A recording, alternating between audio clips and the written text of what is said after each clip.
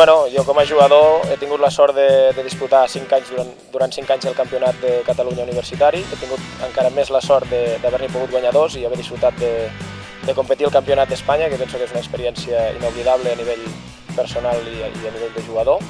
I aquests 2 anys, el que havíem parlat amb el Servei d'Esports, pensava que era la persona idònia per ajudar a fer aquesta transició i col·laborar per part meva cap a la universitat a ajudar a les joves promeses de la universitat a introduir-les en els campionats universitaris i per què no, creure any rere any a aconseguir la fita aquesta de tornar a rememorar que l'UBIC guanyés un campionat de Catalunya i poder disputar un campionat d'Espanya. El recomanaria molt, principalment perquè primer coneixes gent de la teva mateixa universitat que segurament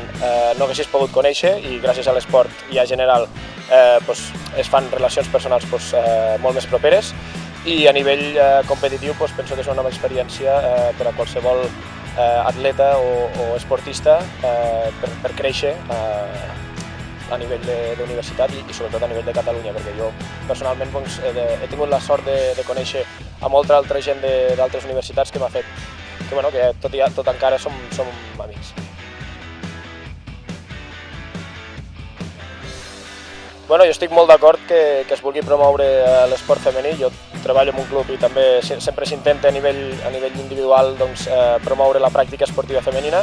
i penso que aquesta iniciativa és molt enriquidora i si no vaig errat, crec que aquest any